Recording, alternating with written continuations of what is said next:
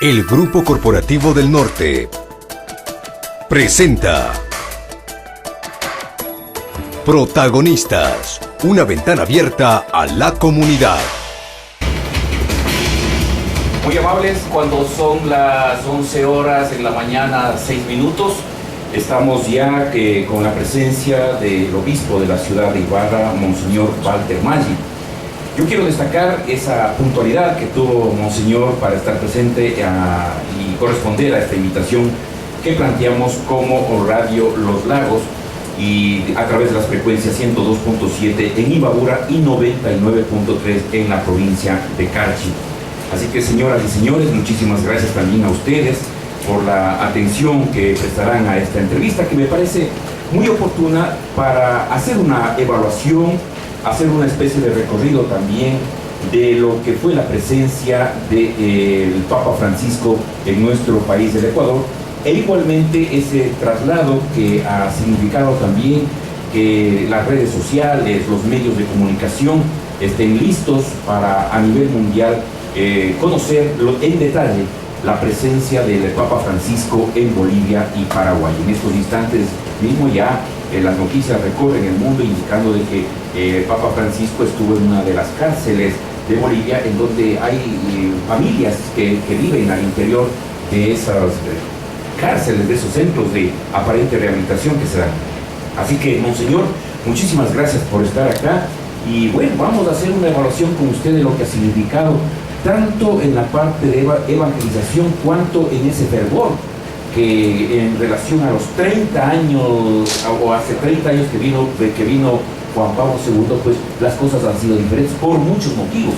Por ejemplo, las redes sociales jugaron un papel muy importante en esta oportunidad, hace 30 años un poco difíciles. Así que, Monseñor Walter Maggi, muchísimas gracias por estar acá. Le escuchamos en todo el norte del país. Muy buenos días. Gracias, Patricio. Gracias a todos los oyentes. Y efectivamente, hace 30 años las cosas han cambiado. Hace 30 años me estaba ordenando de sacerdote y ahora soy obispo con ustedes y para ustedes. Claro que sí, claro que sí. Y sí, seguramente la espera de esta llegada tan vivaz empezó en unos días antes de Navidad con unos voces que empezaron de correo, y luego las confirmaciones, y luego los programas, los cambios de los programas. Sí, finalmente la espera sí ha sido realizada, correspondida, rebasada, diría. Sobre todo en un momento tan delicado de la vida nacional, ¿verdad? La llegada del Papa ha abierto un horizonte a todos, a toda la Iglesia en primer lugar, pero también a todo el país, ofreciéndonos indicaciones de camino que sí hay que procesar en este momento para que esta visita dé fruto. Usted me pide una evaluación. Me acuerdo de un sacerdote, un gran amigo, ahora obispo en Italia, después de que había ido a celebrar un matrimonio, yo le pregunté qué tal el matrimonio. A esta pregunta se contesta en 30 años, así me dijo. Entonces vamos a ver qué sucederá en la iglesia y en el país. En la próxima visita. No tanto, pero quizás en los próximos meses, ¿verdad? Seguramente vamos a tener frutos. Seguramente esta visita dará un norte al programa quinquenal de la Conferencia Episcopal Ecuatoriana que empieza... ¿Cuándo es eso? Tendremos que elaborarlo desde octubre, ¿verdad? Para los próximos 5 años y seguramente, más chiquito, ¿no? Esta visita significará mucho para nuestro programa diocesano, ¿no? Que será elaborado en el mes de septiembre. Monseñor, ¿bajo qué bases hay que hacer este análisis de la presencia del Papa Francisco acá en Ecuador? Posiblemente muchos dicen que esto un poco como que se trató de politizar también, un poco como que el mensaje del Papa fue distorsionado, así lo dijo el presidente de la República, Rafael Correa, y obviamente los fieles, pues la respuesta que dieron en los diferentes espacios en donde estuvo Francisco, verdaderamente hay que destacar que fue impresionante, Monseñor. Sí, el sentido de la fe es de los fieles, del pueblo de Dios, es la clave de lectura adecuada para todos hechos eclesial. No puede ser reducido a un análisis político, a un conversatorio de opinión, tal como el pueblo de Dios lo ha recibido. Esta es la clave de lectura adecuada, ¿no? Quédense todos los demás tranquilos, ¿verdad? Desde este punto de vista. Yo sintetizaría dos grandes acotaciones de la visita del Papa. La primera, el reconocimiento de que nuestro país, en todos sus vertientes, componentes, en todas sus dimensiones, ¿verdad? Está caminando en un camino de desarrollo, y esto es evidente para todos, con la aportación de todos, ¿no? Entonces, una gran valoración de los pasos que como país el Ecuador está dando. Eso el Papa lo ha registrado. Y por otro lado, un desafío para la Iglesia. En este camino nacional, me ha parecido a mí que nos haya pedido a todos, desde los obispos en primer lugar, y me siento muy aludido en esto, me siento aludido en todas las palabras del Papa, pero en las parroquias, los movimientos eclesiales, bien, un llamado a estar presentes con más ahínco, con más precisión, con más cotidianidad en el quehacer, en el caminar del país, desde aquellos niveles de más urgente intervención, ¿no?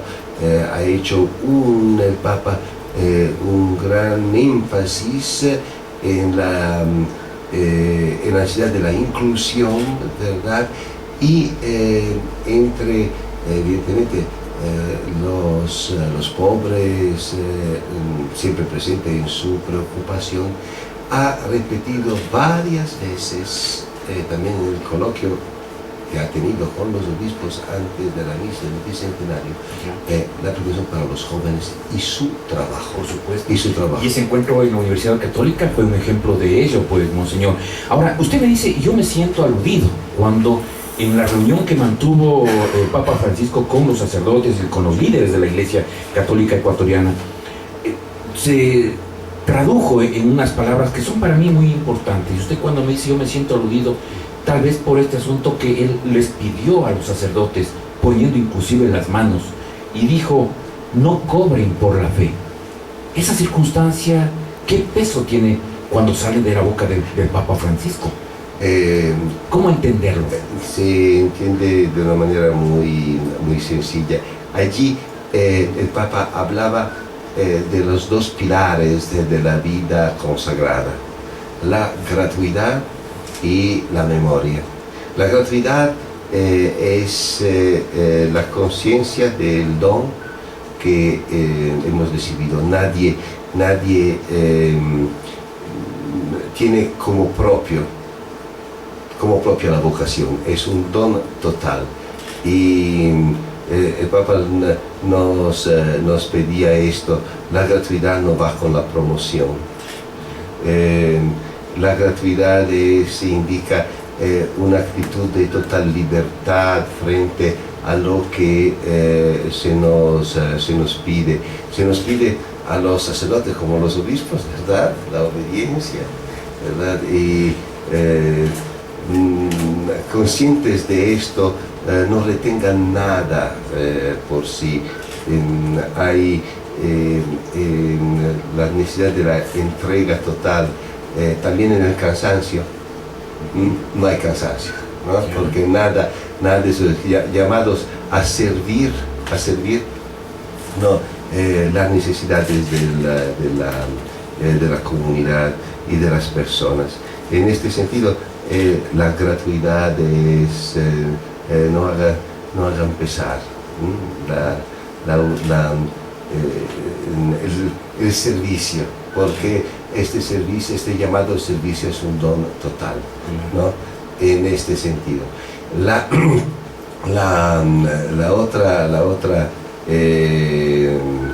otra implicación de esto es que sí, la iglesia en el Ecuador es realmente pobre, ¿no? Vive de la caridad, totalmente de la caridad de los fieles. En este sentido, el llamado del Papa a asumir la gratuidad es un llamado más que económico, ¿no? Es un llamado realmente interior, a pensarnos realmente como entregados. Claro. Esa es una de las cosas que sí me llamó Por mucho la supuesto. atención. Usted tuvo la oportunidad en estos 35 años de sacerdocio, Monseñor, que usted está ya cumpliendo, de conocer, por ejemplo, a Juan Pablo II, de conocer a Benedicto XVI y en esta oportunidad a Francisco. Hay grandes diferencias entre los tres. Posiblemente usted me habla también de eso de no cansarse que hizo ese llamado el Papa Francisco a los sacerdotes. ¿Ese cansancio en algún momento le atormentó, por ejemplo, a Benedicto XVI frente a todos los problemas que tuvo que afrontar para su salida? Sí, seguramente él la renuncia la puso considerando el mermarse de sus fuerzas, pero seguramente no ha sido un retroceder, un negarse, ¿no? Más bien aquel gesto que nos ha dejado todos atónitos, ¿no? Tengo a un primo en Italia que no pisa mucho el umbral de las iglesias, ¿no? Y me llamó la atención porque estaba como desconcertado frente a esta elección, y él también me dijo que se sentía como desamparado. Digo, ¿tú? ¿No? ¿También? ¿No? No ha sido un paso atrás, más bien ha sido un lanzar adelante la originalidad del cristianismo, o sea, esta total libertad que nos hace valorar el bien del otro, ¿no? Y que pone todo en la mano del Señor. Y de hecho el Papa acaba de decirlo, el Papa Francisco, ¿no? Retomando, reclamando esta actitud de libertad también en los cargos, ¿no? Por supuesto que sí. Ahora, cuando hablábamos de Francisco y su presencia acá en el Ecuador, ¿usted considera de que esa fe, esa promoción también de seguir el camino de Cristo se revalorizó en los ecuatorianos, en las ecuatorianas, incluso en las niñas, en los jóvenes, en los universitarios? Sí, la respuesta de las personas que el Papa ha registrado en el último encuentro en el Quinche, nos pidió la receta, ¿verdad? Sí. La receta, cómo este pueblo es así. Un pueblo convencido, me pareció eso. Muy convencido, donde la fe es arraigada en el sentimiento, en la conciencia que tenemos de nosotros mismos, de la familia, de nuestras familias, de nuestra existencia.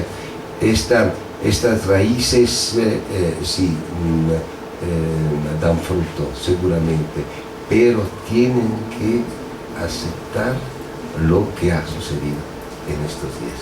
Ya. Y lo que ha sucedido en estos días significa que no hay ámbito de la vida de la persona que pueda quedar afuera de las exigencias que Jesucristo nos pone al frente. no hay ámbito de la vida impermeable al Evangelio. Y esta acogida de las personas, de todas las personas, de todas clases sociales, diría, cercanos, lejanos, lo demuestra que esto es lo que deseamos. Deseamos una evangelización real. Las referencias a las familias en Guayaquil, el desafío que ha lanzado al mundo de la educación, ofreciéndonos un auténtico marco curricular, ¿no? Me ha sorprendido la precisión de los planteamientos educativos, el mapa, la hoja de ruta que nos ha ofrecido en San Francisco, indicándonos a partir de la familia las tres dimensiones, los tres valores, las tres columnas, digamos así, para la construcción de una sociedad humana, ¿verdad? La gratuidad, otra vez, ¿verdad? La solidaridad y la subsidiariedad, ¿verdad? Y ¿cómo interpretar esos tres valores, Monseñor? Un poco una explicación para que nuestra gente, nuestros oyentes que nos están siguiendo a través de los canales de Radio Los Lagos, puedan conocer qué es lo que trató de decir el Papa Francisco con estos tres valores.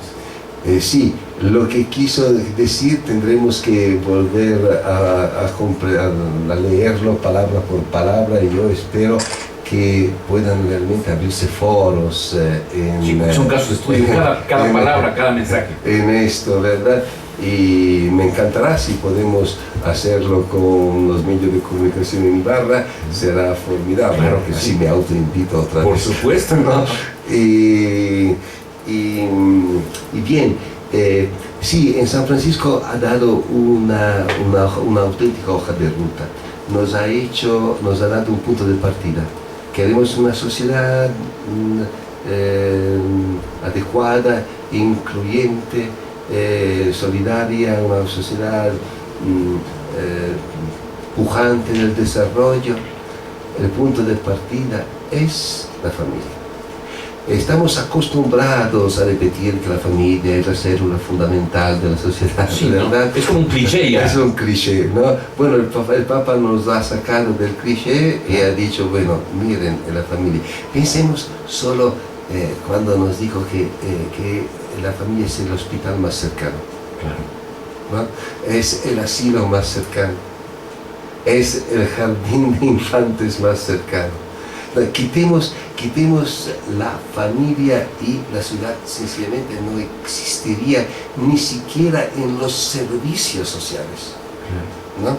Entonces el punto de partida de esta ruta, de este camino, es la familia con todo su potencial social y político, ¿verdad? Y hay una circunstancia muy interesante, Monseñor, porque el tema de la familia casi me parece a mí, ojalá no esté equivocado, creo que la familia fue un punto transversal en todos los discursos e intervenciones del Papa Francisco. Y no olvidemos, y gracias a usted también tuve la oportunidad de estar en ese conversatorio en la Universidad Católica, para el mensaje que dio el Papa Francisco en el Encuentro Mundial de las Comunicaciones, en enero de este año 2015. Y ahí también habla de la familia. Por lo tanto, yo pienso que eso es palabra con mucho valor. Sí, la palabra que tenemos que rescatar, valorar. La familia no es seguramente la primera preocupación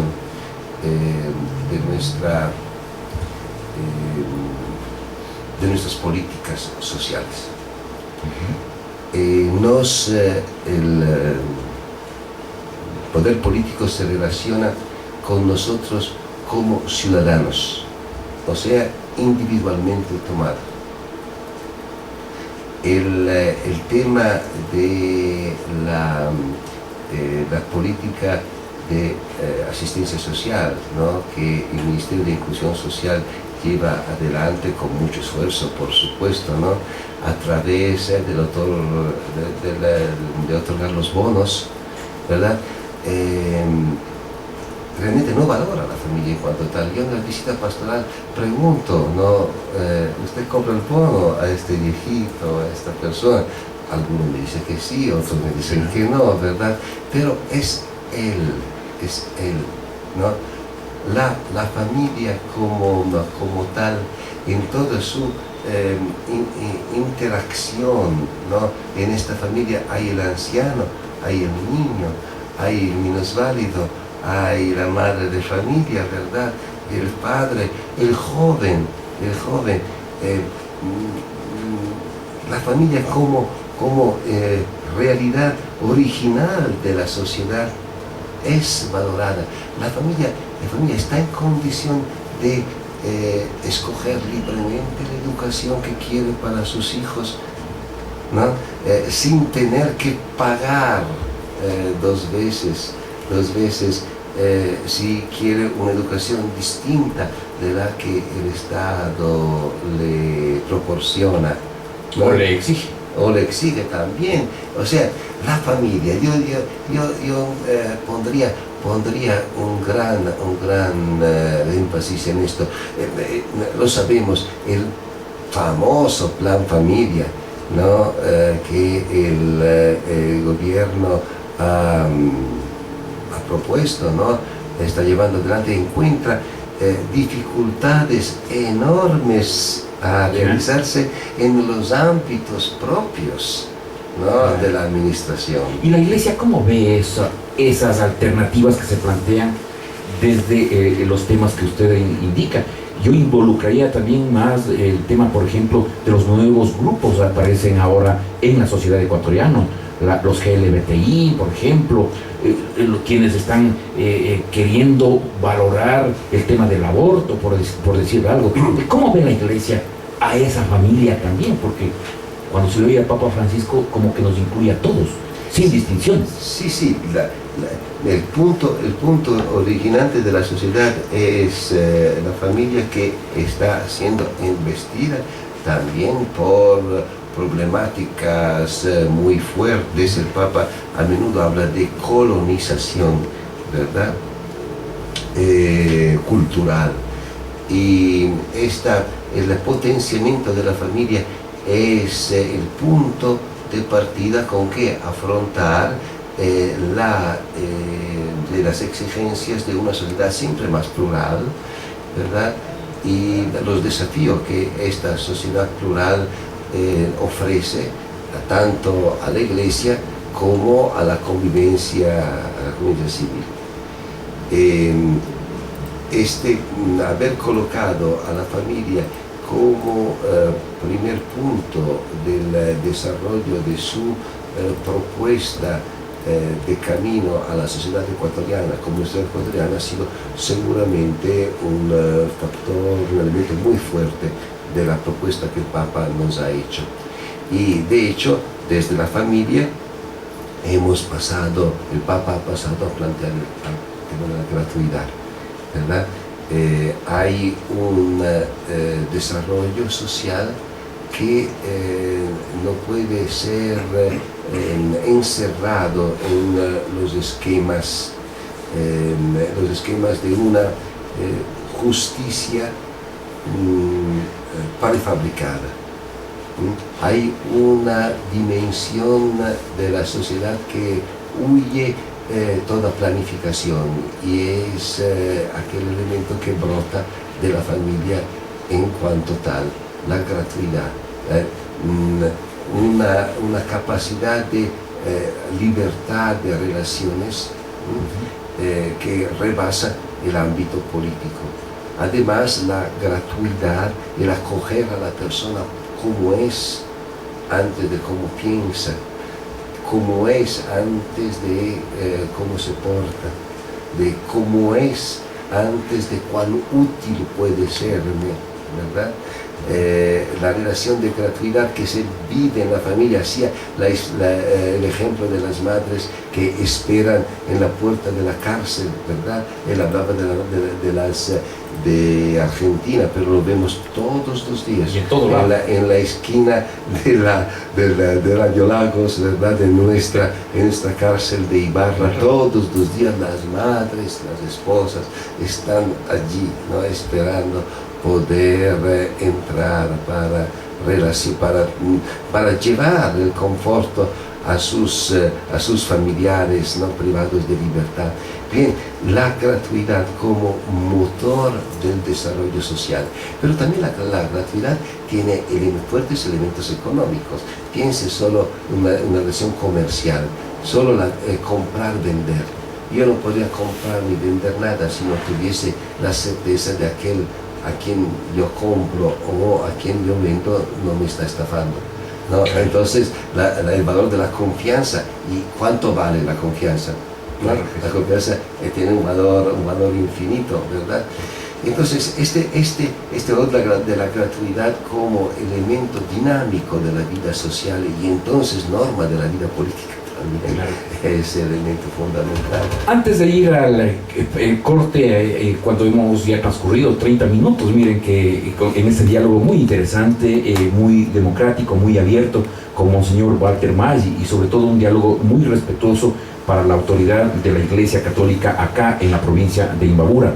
Vamos a volver, pero un poco a la ligera nomás, Monseñor, cuando dejó de leer el Papa Francisco en el Quinche el discurso preparado, causó igualmente otra sensación cuando le entregó a uno de los líderes de la Iglesia Católica el discurso preparado y se dirigió personalmente y sin ningún tipo de preparación a los fieles de acá. Vamos a volver con esa situación que me plantearon, igual que le pregunte a usted, ¿qué significación tuvo eso? Porque en un momento dado nosotros podemos darnos cuenta de que está muy bien informado de muchas cosas el Papa Francisco. Vamos al corte y enseguida retornamos con Monseñor Walter Maggi.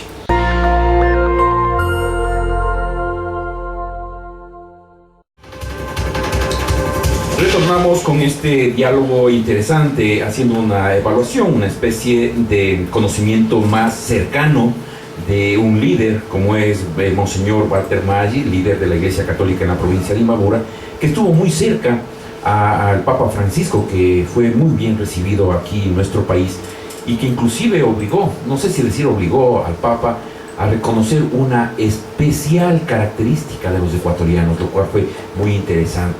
Estábamos hablando de los valores y yo le planteaba también, Monseñor, el hecho de que el Papa Francisco en el Quinche optó por no leer el discurso, sino pronunciarse directamente ante los fieles que le acompañaban en esa oportunidad. Pero nos faltan los dos valores también, el tema de la solidaridad y de la subsidiariedad. Es difícil de pronunciar ese valor. ¿Qué se trata? ¿De qué se trata? Un poco para comprenderlo de mejor manera, Monseñor.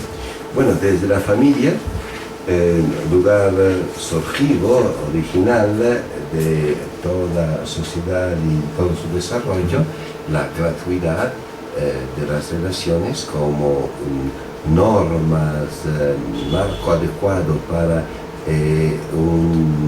las relaciones políticas, o sea, las relaciones que se desarrollan en la ciudad, en el contexto público, y familia donde la solidaridad original toma forma, ¿no? Toma forma. El problema tuyo es mío, ¿no? Y es mío no en el sentido de que me conviene asumir tu problema, ¿no? Sino es mío porque tú eres dimensión de mi propia persona. No puedo pensarme fuera de la relación con el otro, ¿verdad? Entonces la solidaridad, que es asumir la necesidad del hermano, ¿verdad? Y esto también es algo que va más allá de una organización de una política social. La solidaridad es una dimensión de la persona que la política social tiene que reconocer y valorar.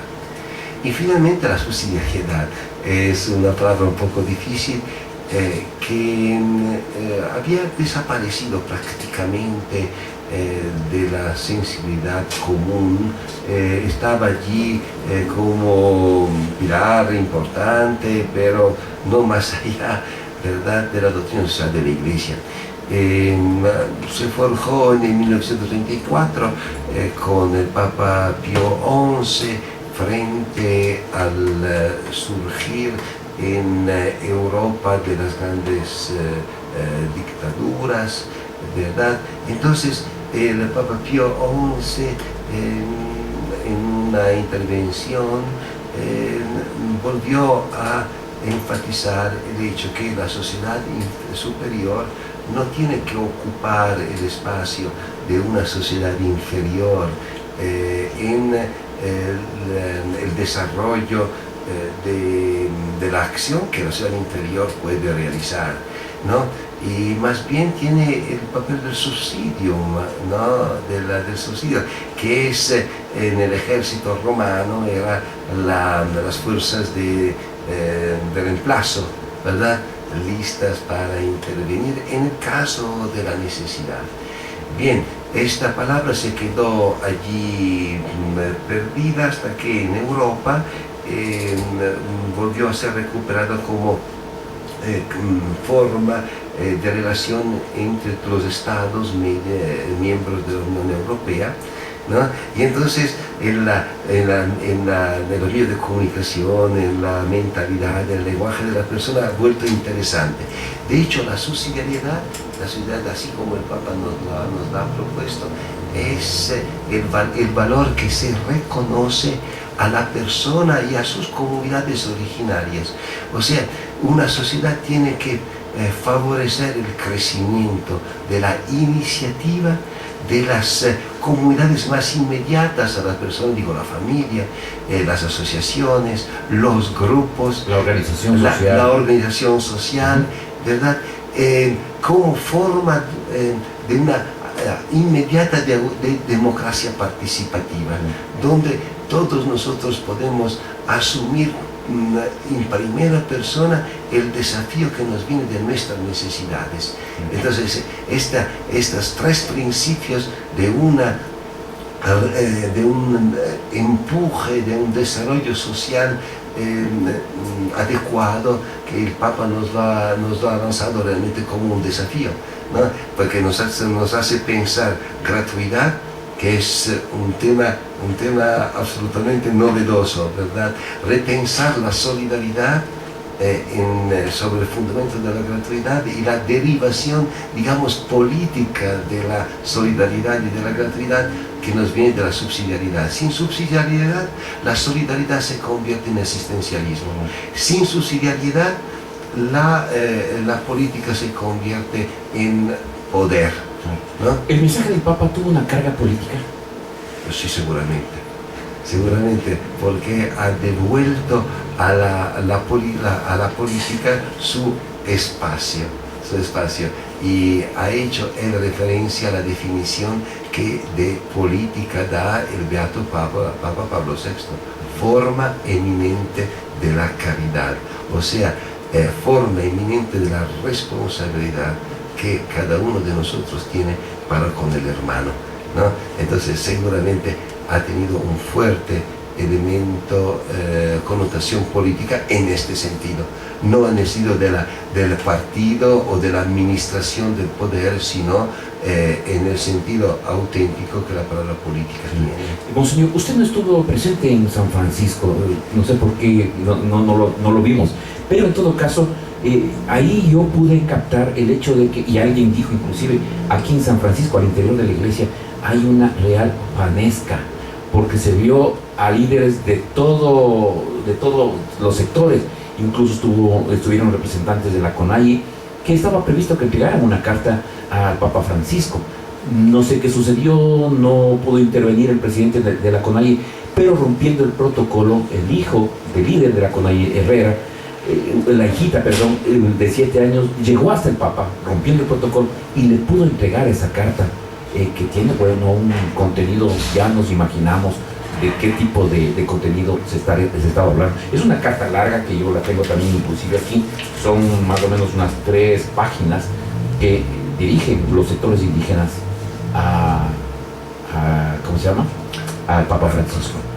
Bueno, las cartas dirigidas al Papa tienen sus canales, ¿verdad? Ya. ¿No? Entonces me imagino que una organización tan significativa como la CONAIE conozca estos canales y haya hecho llegar al Santo Padre sus preocupaciones, y me parece que esto sea importante, significativo. El Papa nos conoce bien, nos ha ido conociendo mejor en estos 4 días, y me consta, ¿verdad? Usted hacía referencia al discurso dirigido a los seminaristas, a los sacerdotes, porque dejó el preparado en Roma, y sencillamente porque tiene que haber encontrado en estos días algún elemento que lo ha movido a afrontar estos temas, ¿verdad? Y fíjate que volvió a hablar de gratuidad, y hablar de memoria, volvió a hablar de familia, ¿no? Dijo a los seminaristas, los sacerdotes, no se olviden de dónde han sido sacados, ¿verdad? No olviden el idioma de su familia. O sea, seguramente el Papa en estos 3 días con nosotros nos ha conocido. Y más allá del viva el Papa, ¿no? Ha tenido las percepciones adecuadas para podernos decir lo que nos ha dicho. Claro, hay una pregunta que se plantea desde la ciudadanía. ¿Cómo conoce tanto el Papa Francisco a dónde va? De la situación que se está cocinando en esos lugares, de cada uno. Hoy mismo está en Bolivia y parece que lo sabe todo. Bueno, atraviesa la sala donde estaban los obispos, me ve y me dice: vos,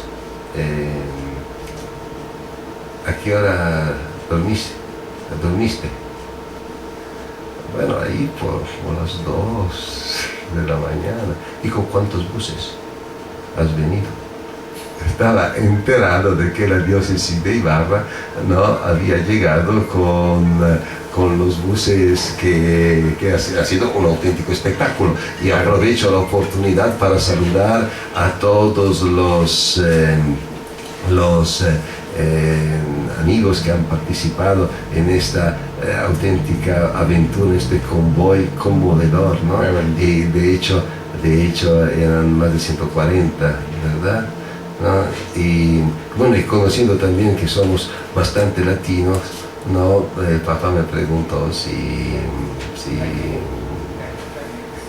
estaba todo bien organizado. A nuestro estilo, Santo Padre, a nuestro estilo, pero sí. Sí,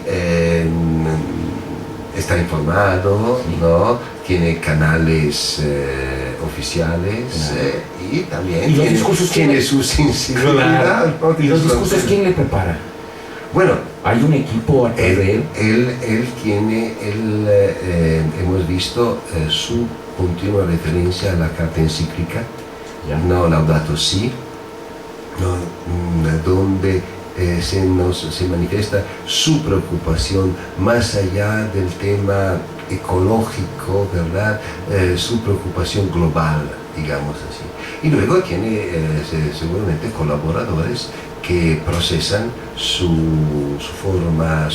estas sus preocupaciones en la base también de informaciones que proceden de acá. Por supuesto. ¿Y está pendiente de los medios de comunicación? No, seguramente, y tiene de los medios de comunicación una relación allí también personal. Detrás del medio de comunicación el Papa reconoce la persona. De hecho, uno de los espacios, digamos, más íntimos, del Papa son los viajes, las horas de viaje y el encuentro que él siempre sostiene con los periodistas, ¿verdad? Claro. Entonces, sí, también con relación a los medios de comunicación, no se olvide el Papa de que son medios y que detrás de un medio hay personas, Claro. ¿no? Y creo que eso sea la fuerza, de la riqueza de su peculiar relación con los medios de comunicación. Claro. Exigió respeto, por supuesto. Sí, no creo que el respeto a él sea algo que sea exigible, porque está, ¿no? Está esta empatía que se genera con el Papa tiene quizás dos razones, pero una tercera más fundamental. La primera, por supuesto, es el Papa, ¿no? Y el pueblo cristiano lo reconoce, sabe que el Papa es el sucesor de Pedro, ¿no? En él está asentada toda la experiencia de la fe y la vida de la comunión que es la Iglesia. La otra razón es que es latinoamericana, entonces con todo el estilo, ¿verdad? Y la calidez latina. Pero esas no son razones para mí suficientes para explicar lo que sucede con Francisco. Claro que sí. La tercera es que en Francisco se manifiesta el atractivo humano de Cristo, que es el genio del cristianismo. Todo el cristianismo está en esto, en una plenitud de humanidad que en Francisco se manifiesta dentro también de la fragilidad de la condición humana. Claro que sí. Monseñor, otra circunstancia que no quiero dejar pasar por alto y para conocimiento de nuestros amables oyentes. Lo que sucedió con Evo Morales, el momento en que, no sé si le indicó a Cristo crucificado en una especie de martillo y la hoz, que es un símbolo del comunismo. No sé si lo entregó o lo estaba solamente indicando Este es un trabajo, no sé, muy especial que ha llamado muchísimo la atención. Los medios han tratado un poco de saber qué es lo que le dijo el Papa Francisco a Evo Morales. Muchos dicen que eso no estaba bien, otros dicen que eso no sabía de la situación del jesuita español Luis Espinal Camps, que fue asesinado en 1980. Entonces, eso es lo que no sigue en la discusión. ¿Qué opinión le merece eso? Bueno, dijo dos cosas. Una cosa, porque no se le captó bien. Una cosa no la entendí, una cosa se captó bien. ¿Ya? ¿No? ¿Qué no se entendió? No sé, que no sé si Ya, si okay. supiera, lo diría. Pero no, muchos no, creen que... No sé, pero sí en esta palabra, esto no es bueno, ¿no? Sí, me pareció escucharla. Ahora, ¿a qué se refería esto no es bueno? No sabemos, ¿verdad?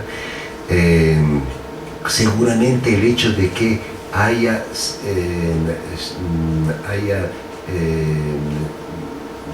sido colocado Jesús crucificado en el símbolo del comunismo, ¿no? Significa que no hay espacio, dimensión humana, ¿verdad?, que quede extraña a la fe. Significa este símbolo, más allá de un símbolo partidista, significa una ansia de justicia, que no puede no encontrar la fe cristiana como cercana, ¿verdad?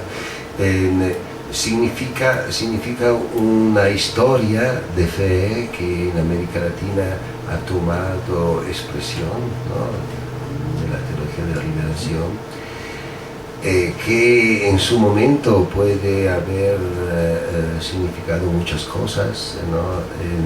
Y que en Argentina ha tenido un rostro propio, en la famosa teología del pueblo.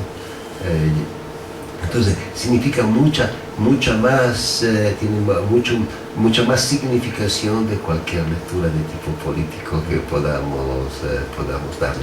Mire, quien pretenda reducir la fe cristiana y su vivencia a una dimensión política siempre se pondrá un autogol. Siempre, siempre. Tanto colocar el pensamiento del Papa como el sostenimiento de una organización política o de otra organización política, ¿no? Siempre habrá una dimensión más amplia, ¿no? A que ser continuamente devueltos. Claro, ha significado una gran sorpresa, ¿verdad? Para todos, para mí también, pero si lo pienso como, gracias a usted, Patricio, estoy pensándolo en este momento, diría lo que acabo de decir. Usted manifestó de que de pronto ese mensaje del Papa Francisco también tenía mucho peso político, y es claro cuando él manifiesta que las ideologías encandilan, mientras que la fe alumbra y guía la conciencia. Claro, pero la política de dónde nace, un proyecto político de dónde nace, ¿no? O nace de una ideología establecida, en una reflexión abstracta, entonces no continuaría siendo violento, ¿no? Totalitario, o nace de la conciencia, ¿verdad? De la conciencia, que significa del encuentro con la realidad, de la implicación con la realidad, nace de una solidaridad que se genera compartiendo ideales, ¿verdad? Y entonces es disponible a una continua corrección. Un proyecto político tiene que ser disponible a generar siempre nuevas relaciones, a una continua verificación, a un diálogo siempre abierto, ¿verdad? Para su corrección. El Papa nos ha reclamado esto, ¿no? Ha reclamado a un diálogo sin exclusiones, ¿verdad? Luego de la presencia del Papa Francisco, la Iglesia ecuatoriana va a cambiar, si es que tiene que cambiar en algo. O todos tenemos que cambiar. Todos tenemos que cambiar, ¿no? Digo, yo personalmente estoy pensando mucho en estos días no tanto en que se falla, en que tenemos, bueno, o sea, ¿qué ha significado la presencia del Papa entre nosotros? No puede ser que Pedro, a quien el Señor ha comprometido su oración, ¿no?, venga entre nosotros y nos deje tales como nos encontró. Me parece bastante significativo esto. Tenemos que cuestionarnos y ayudarnos a comprender cuáles son los pasos que nos esperan bajo la luz que nos ha indicado, o los énfasis que Él nos ha dado. Y como usted decía, todos, en la actitud y en el pensamiento. Exactamente, actitud y pensamiento. Porque el pensamiento lo ha expresado de una manera muy clara, y la actitud la ha manifestado también de una forma extremadamente elocuente. ¿Le hizo bien al país la presencia de Francisco? Yo estoy convencido que sí. Ahora el peligro es que haya sucedido, que se deje allí, o que saquemos de este acontecimiento lo que conviene. Solo lo que conviene. Sí, es que lo que nos conviene es el acontecimiento. Lo que nos ha convenido es la presencia del Papa entre nosotros, y lo que nos conviene es una presencia de una iglesia realmente abierta, realmente en salida. Lo que conviene realmente a todos es una parroquia que sea comunidad de comunidades. Lo que nos conviene son sacerdotes que no se olviden de dónde han sido sacados, que haya obispos que sepan estar en su momento al frente, en otro momento en el medio y otro momento atrás, dejándose guiar por la sabiduría de la fe del pueblo cristiano. Lo que nos conviene es una iglesia realmente viva. Y esto es lo que el obispo, los sacerdotes y todos los discípulos del Señor construimos juntos, ¿verdad? Y la belleza de estos días donde nadie se ha sentido realmente extraño, nadie se ha sentido lejano, ¿no? No importa en qué situación te encuentres o en qué partido tú milites, ¿verdad? Todos nos hemos sentido implicados en una aventura que es la verdadera responsabilidad para la construcción de una casa común, de una patria grande. Estas últimas palabras suyas son muy claras respecto al comportamiento que tuvieron los ecuatorianos. Y en la parte personal y al finalizar esta entrevista, Monseñor Maggi, se comenta de que usted volvería a Guayaquil en los próximos, no sé, semanas, días. ¿Por qué de pronto Monseñor Antonio Arregui ya se despide de Guayaquil? ¿Qué hay de verdad con respecto a eso, si nos puede dar la primicia? La verdad es que Monseñor Arregui ha cumplido 75 años y no hay ningún cargo vitalicio en la iglesia, y entonces ha presentado su renuncia, como hacen todos los obispos, llegado a esta edad. ¿Ya? Esto es todo lo que hay. ¿Ya? Pero se comenta de que usted volvería a Guayaquil. Eso no lo sé, eso no me compete, Yeah. esto no me corresponde, esto es el Papa que sabrá en su solicitud para todas las iglesias, no le dejará faltar a Guayaquil un buen pastor. Yo no sé si Ibarra tenga un buen pastor, pero Ibarra tiene a un pastor y este pastor está encantado, Está enamorado de Ibarra, enamorado sí. totalmente de Ibarra, y entonces tranquilos. ¿Qué es de Monseñor Julio Terán Dutari?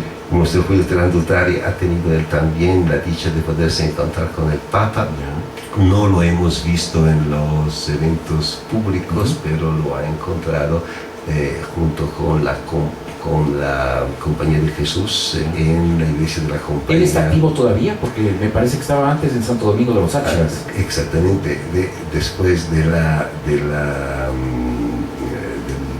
episcopado en Ibarra, el Santo Padre le ha pedido un ulterior servicio que se ha prolongado, creo, más del previsto, ¿verdad? Como administrador apostólico, o sea, como obispo que ha llevado adelante una iglesia en nombre del Papa, ¿no? Y ahora que Santo Domingo tiene su propio obispo, finalmente yo creo que para Monseñor Terán hayan empezado las merecidas vacaciones, ¿no? Pienso siempre en él como en un gran amigo, en un gran maestro y en un gran testigo de Cristo.